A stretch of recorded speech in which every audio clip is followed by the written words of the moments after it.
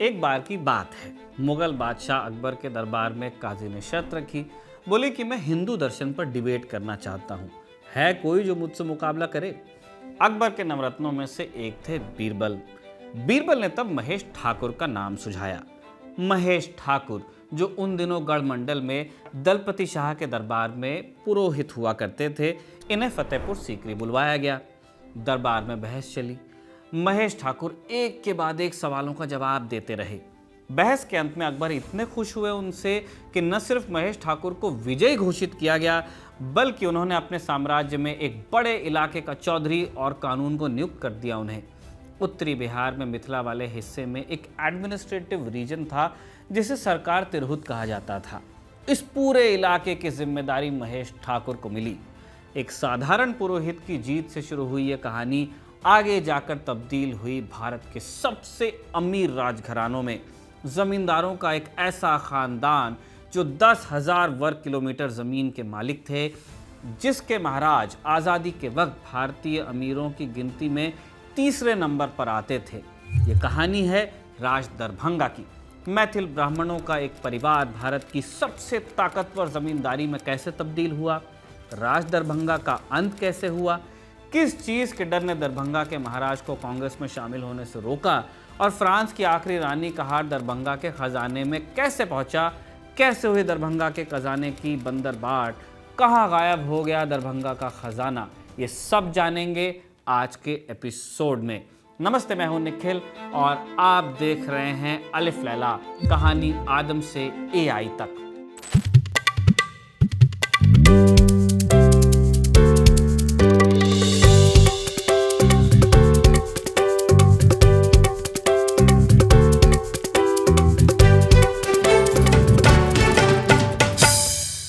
दरभंगा राज की शुरुआत का जो किस्सा हमने अभी अभी आपको सुनाया वो इकलौता नहीं है।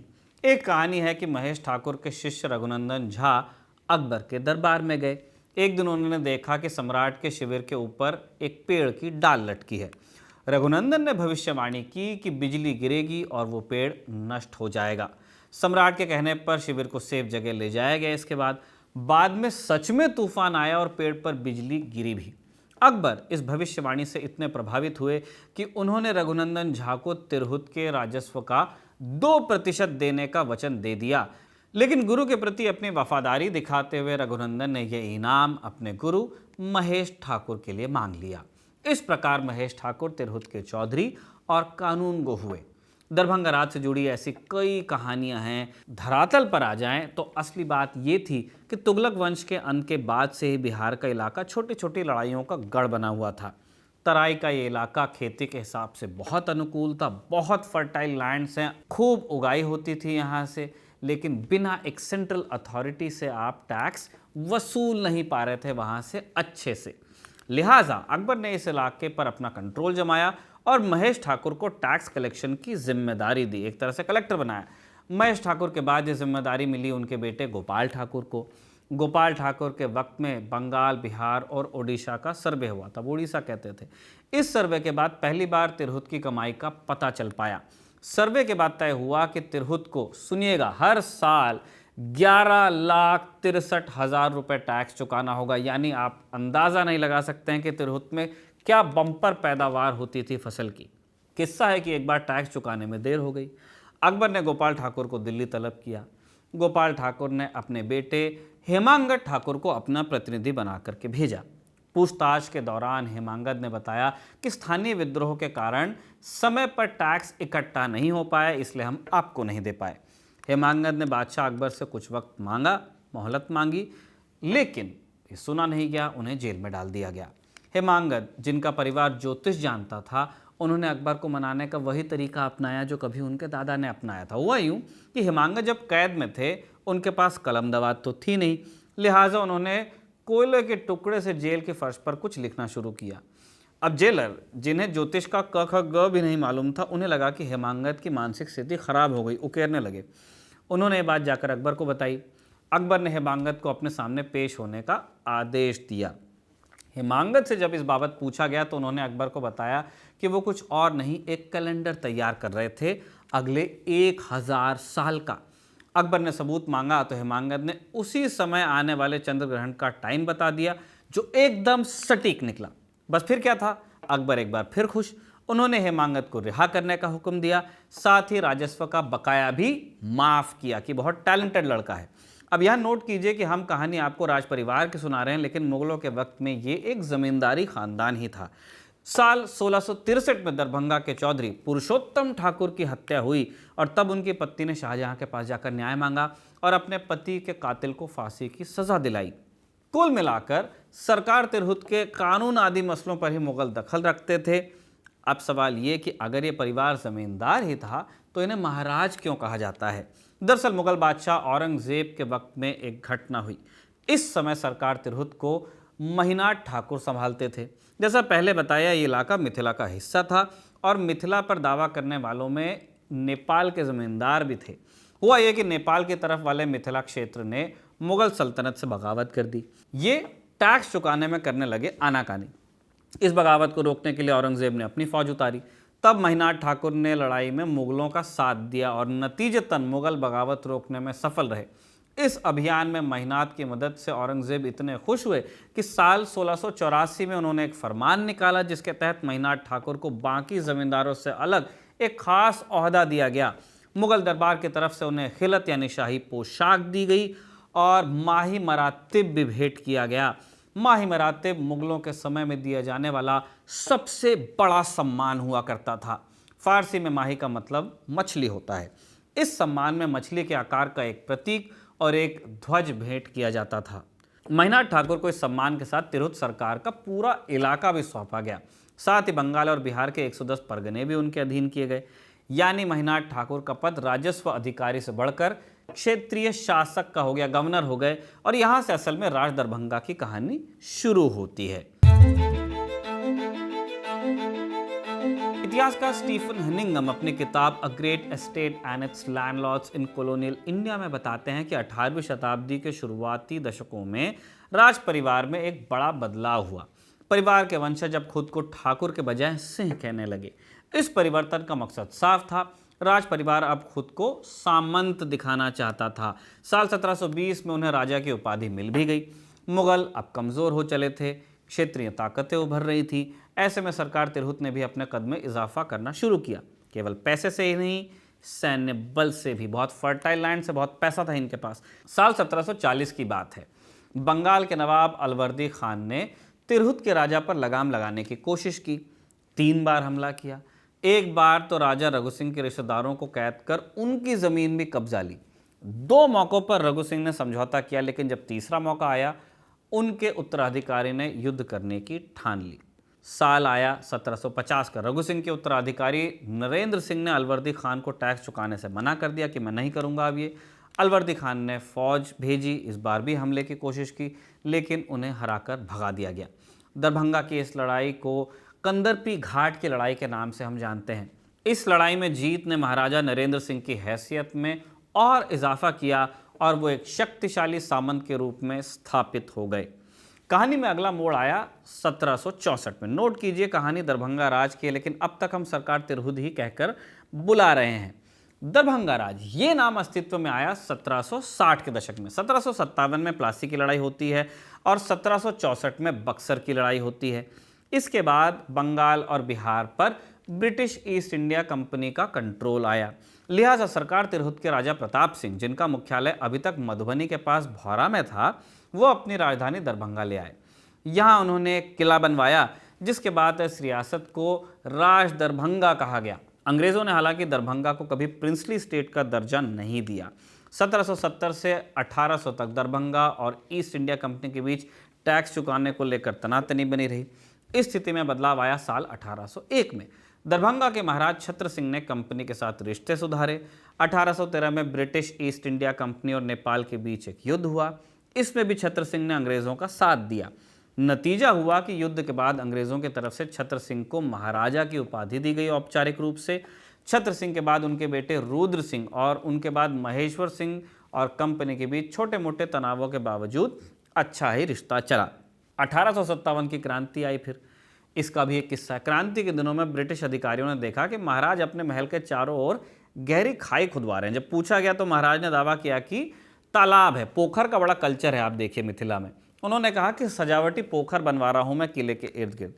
हालांकि अंग्रेजों को शक था कि खूंटा गाड़ने का यह प्रयास है ताकि लड़ाई की स्थिति में ब्रिटिश फौज अंदर ना जा सके। ये एक डिच थी। इस शक को बल मिलने का एक और कारण था। 1857 से पहले 1855 में अंग्रेजों के खिलाफ एक और विद्रोह हुआ था।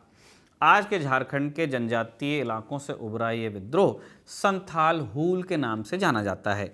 चूंकि ये लड़ाई जंगली इलाकों में होनी थी, इसलिए अंग्रेजों को हाथियों की दरकार थी।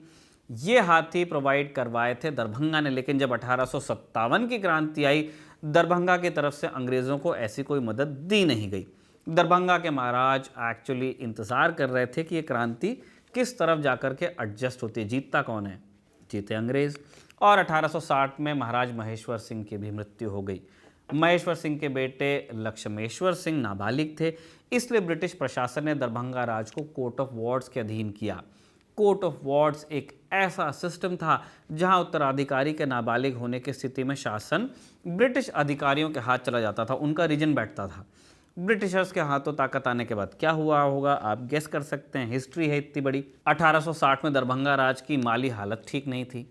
उन पर 70 लाख रुपए का कर्ज था। कहते हैं तब महाराजा की हालत इतनी दयनीय थी कि उन्हें किसान से 300 रुपये उधार लेने पड़े थे। किसान मतलब बहुत बड़ा किसान रहा होगा अगर 300 रुपये दिए हैं तो। अंग्रेजों ने इस मौके को भुनाते हुए रेवेन्यू कलेक्शन का सिस्टम चेंज कर दिया और किसानों का खून चूसना शुरू कर दिया कि आप कलेक्ट नहीं कर पा रहे, हम आते हैं।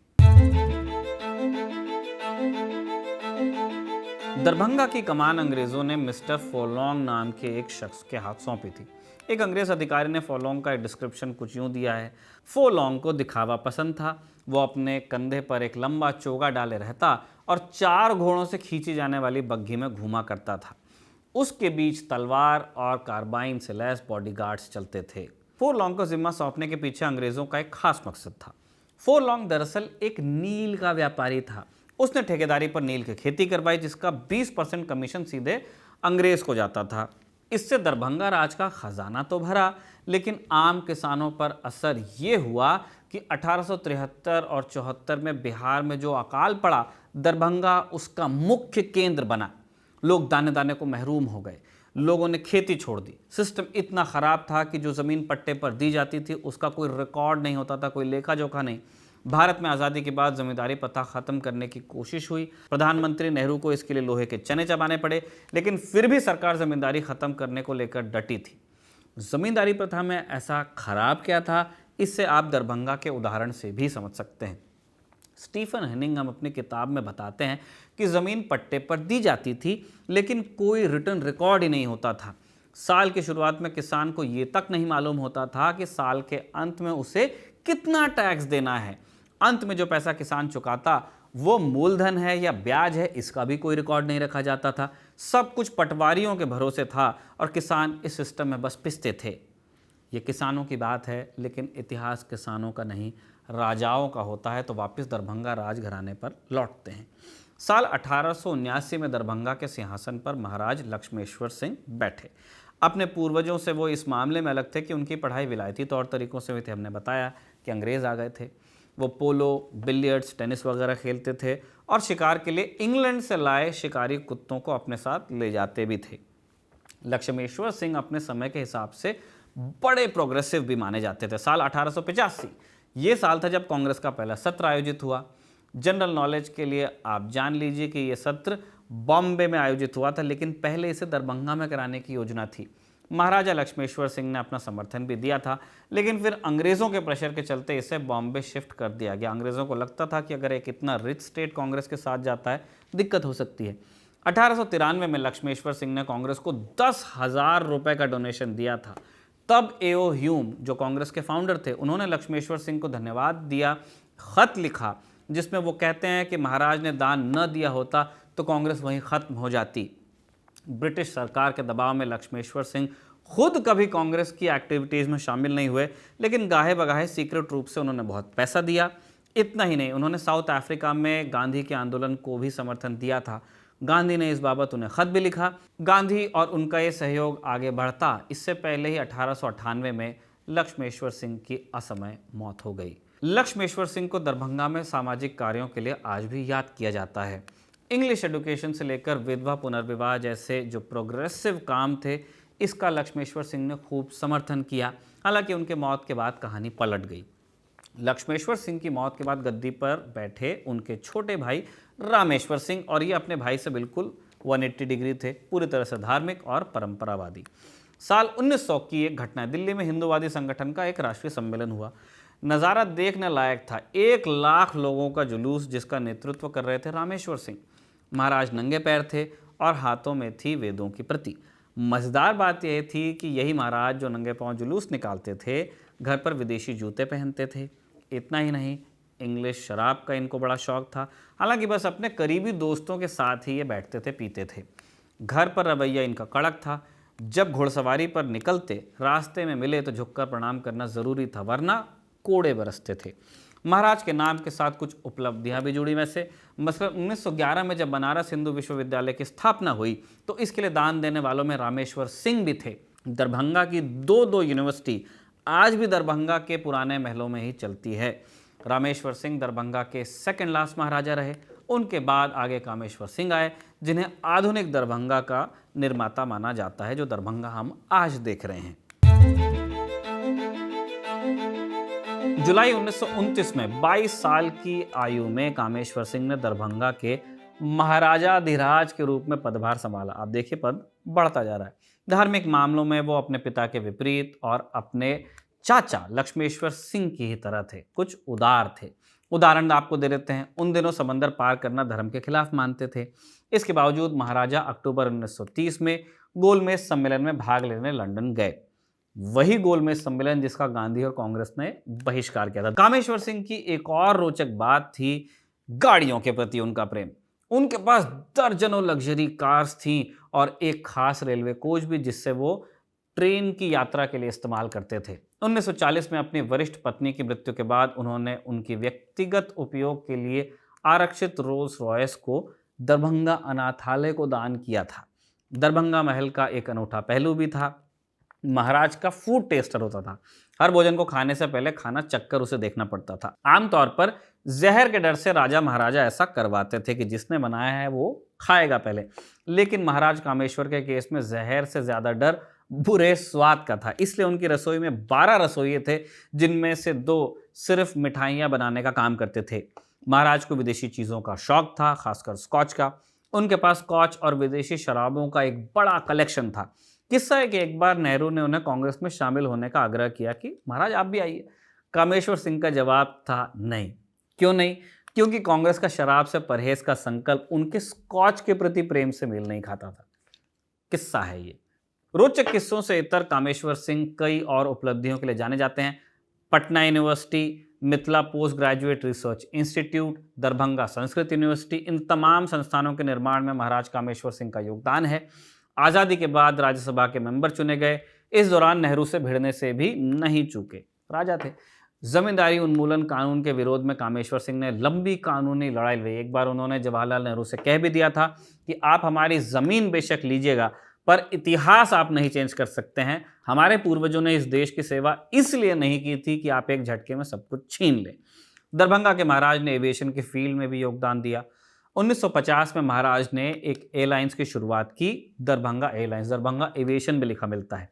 हवाई उड़ान से जुड़ी एक और उपलब्धि में महाराज कामेश्वर सिंह ने योगदान दिया था। 3 अप्रैल 1933 पूर्णिया के लाल बालू मैदान से खास उड़ान भरी गई। ये एवरेस्ट के ऊपर उड़ने वाली पहली फ्लाइट थी। इस काम में दरभंगा के महाराज का खास रोल था। वित्तीय सहायता के अलावा, पैसा तो उन्होंने दिया ही, महाराज ने पूरी टीम को पूर्णिया में अपने दरभंगा हाउस में ठहराया, खुद भी वही कैंप किया ताकि मिशन सफल हो सके। हमने आपको भी बताया कि महाराज ने एक खास रेल सलों बनाया था, है ना, खास रेलवे कोच। अब सलों बनाया तो पटरियां भी होंगी। अपने वक्त के दूसरे अमीर राजघरानों की ही तरह राज दरभंगा ने भी अपने इलाके में रेल नेटवर्क बनवाया था। इससे कहा गया तिरहुत रेलवे। आज़ादी के बाद ये भारतीय रेल का हिस्सा हुआ। महाराज ने 3 स्टेशन भी बनवाए थे और उनके पूर्वजों ने, एक उनके घर के लिए, एक आम पब्लिक के लिए था और तीसरा खास मेहमानों के लिए। इन तमाम बातों के अलावा दरभंगा राजघराने को जाना जाता है स्पोर्ट्स और म्यूजिक में उनके योगदान के लिए। राज दरभंगा के राजा संगीत, कला और संस्कृति के बहुत बड़े समर्थक हुए। उस्ताद बिस्मिल्लाह खान, गौहर जान, पंडित राम चतुर मलिक, इंडियन क्लासिकल म्यूजिक के ये तीनों दिग्गज राज दरभंगा से जुड़े रहे। आज भी दरभंगा ध्रुपद के लिए जाना जाता है। बाकायदा ध्रुपद की 3 बड़ी शैलियों में से एक का नाम दरभंगा घराना ही है। आजादी के वक्त दरभंगा के महाराज की सालाना आमदनी गैस कीजिए कितनी होगी? 55 लाख रुपए थी। उस वक्त के हिसाब से बहुत बड़ा अमाउंट है। लिहाजा दरभंगा राजा दूसरे छोटे मोटे राजघरानों के लिए एक बैंकर की तरह हो गए थे। डुमरांव, टेकारी, कूच बिहार के राजा जब कभी कंगाली में आते तो दरभंगा से कर्ज लेते, कभी कभी अपने खानदानी गहने भी बेच देते थे इनको, और यहीं से शुरू हुआ दरभंगा का वो अनमोल रत्न भंडार जो हैदराबाद के निज़ाम के खजाने से भी ज्यादा कीमती था। एक वक्त में माना तो जाता ही था। क्या क्या मौजूद था इस खजाने में? दरभंगा के गहनों में सबसे मशहूर था मराठा पेशवाओं का 9 लखा हार। मोतियों, हीरों और पन्नों का ये लंबा हार दुनिया के सबसे शानदार हारों में गिना जाता था। मूल रूप से ये पेशवा बाजीराव प्रथम का था, जिन्होंने इसे 9 लाख रुपए में बनवाया था, इसलिए नाम पड़ा 9 लखा। उनके बाद हर पीढ़ी के पेशवाओं ने इसमें रत्न जुड़वाए। 19वीं सदी के बाद इस हार की कीमत 90 लाख रुपए हो गई थी अकेले। 1857 की क्रांति के बाद हारे हुए नाना साहब पेशवा इसे अपने साथ नेपाल ले गए। वहां इसे औने पौने दामों में नेपाल के प्रधानमंत्री राणा जंग बहादुर को बेच दिया गया। राणा ने इसके सारे बड़े पन्ने और माणिक निकाल लिए। बाद में राणा के उत्तराधिकारी ने इसे दरभंगा के राजा को बेचा। वही एकमात्र शख्स थे उस जमाने में जो इसको खरीद सकते थे। 1901 में दरभंगा ने नेपाल के राणाओं से 2 और मशहूर चीजें खरीदी। नाना साहब की शिरोमणि मुहर, जिसमें 3 इंच लंबा एक अकेला पन्ना जड़ा था, और पेशवा हीरा, एक बड़ा सफेद हीरा जिसे दरभंगा के महाराज अंगूठी की तरह पहनते थे। दरभंगा के संग्रह में एक और खास चीज थी, फ्रांस की आखिरी रानी मैरी एंटोनेट का हार। ये वही हार था जो 1770 में उनकी शादी पर पेरिस शहर ने उन्हें तोहफे में दिया था। फ्रांसीसी क्रांति के बाद ये ऑस्ट्रिया के हैब्सबर्ग परिवार के पास चला गया। 1930 के दशक में एक ऑस्ट्रियाई राजकुमारी ने इसे नीलामी में रखा। महाराजा कामेश्वर सिंह, जो ऐतिहासिक गहनों के शौकीन थे, उन्होंने एक सफल बोली लगाई और कुछ लाख रुपए देकर इसे अपने संग्रह में शामिल कर लिया। दरभंगा के महाराज ने रूस के जार के भी कई जवाहरात खरीदे थे। इनके अलावा दरभंगा के संग्रह में दुनिया का सबसे बड़ा नक्काशीदार पन्ना भी था। ग्रेट मुगल एमरल्ड कहते थे इसको। 217 कैरेट का यह पन्ना करीब 2 इंच लंबा, 1.75 इंच चौड़ा और आधा इंच मोटा था। कहा जाता था कि यह मुगल बादशाहों का था जिस पर कुरान की आयतें नक्काशी गई थीं। कूच बिहार के महाराजा ने इसे कर्ज के बदले गिरवी रखा था, और जब वो कर्ज चुका नहीं पाए तो दरभंगा के पास ही ये आ गया, बच गया। दरभंगा के खजाने का एक संबंध भारत के प्रसिद्ध भौतिक विज्ञानी सर सीवी रमन से भी है। रमन रत्नों के शौक के लिए जाने जाते थे। अपनी प्रयोगशाला में अक्सर हीरों का अध्ययन करते थे। एक बार शोध के लिए उन्हें एक बड़ा हीरा चाहिए था, और तब दरभंगा के महाराज ने उन्हें 2 दिन के लिए 140 कैरेट का हीरा उधार दिया था। ये वही पेशवा हीरा था जिसे महाराज अंगूठी की तरह पहनते थे। दरभंगा के संग्रह में और भी कई अनोखी चीजें थी। अवध के आखिरी नवाब वाजिद अली शाह का एक प्याला जो एक पन्ने से बना था। धौलपुर के राणा का मोतियों का मुकुट था। मुर्शिदाबाद के नवाबों के गहने, इन सभी गहनों को महाराजा ने दफ्तर में रखा था, लेकिन अब ये कहाँ है किसी को मालूम नहीं है, या एक सिंपल जवाब है कि इधर उधर हो गए, कर दिए गए। मार्च 2024 में इंडिया टुडे मैगजीन में छपी रिपोर्ट के अनुसार, पुष्यमित्र जी की रिपोर्ट है, महाराज कामेश्वर सिंह के पास हजारों एकड़ जमीन, इमारतें, कंपनीज, अरबों रुपए के जेवरात, ये सब था। लेकिन महाराज ने अपनी संपत्ति का वारिस एक ट्रस्ट को बना दिया। इसकी देखरेख की जिम्मेदारी 3 लोगों के पास गई, एक महाराज के बहनोई और 2 बाहर के लोग। खुद अपनी रानियों के लिए महाराज महज 5,000 महीना रकम तय कर कर गए थे, जबकि महाराज की कुल संपत्ति आज के हिसाब से अगर आप माने adjusted to inflation 4 lakh crore रुपए के बराबर थी। उन्होंने अपनी फैमिली के लिए रखा नहीं, ट्रस्ट बनाया ताकि लोगों का भला हो। जमीन से लेकर शेयर तक सब शामिल था। केवल जवाहरातों की ही कीमत 200 करोड़ से अधिक थी, लेकिन मिलकर सबने लूट खसूट लिया। कामेश्वर सिंह की बड़ी पत्नी राजलक्ष्मी की डायरी में एक जिक्र आता है किस्से का। मार्च 1967 में वो लिख रही हैं कि जूलर आए, ट्रस्ट वालों ने सारा गहना उन्हें बेच दिया, मुझसे एक बार भी नहीं पूछा। मार्च 1967 में इस तथाकथित नीलामी में करोड़ों के जवाहरात बॉम्बे के मशहूर जौहरी नानूभाई झवेरी को बेच दिए गए। कितनी कीमत पर? मात्र 70-75 लाख। अरबों का जो खजाना था, जबकि एक यूरोपियन फर्म ने इसकी कीमत 2 करोड़ पाउंड आकी थी।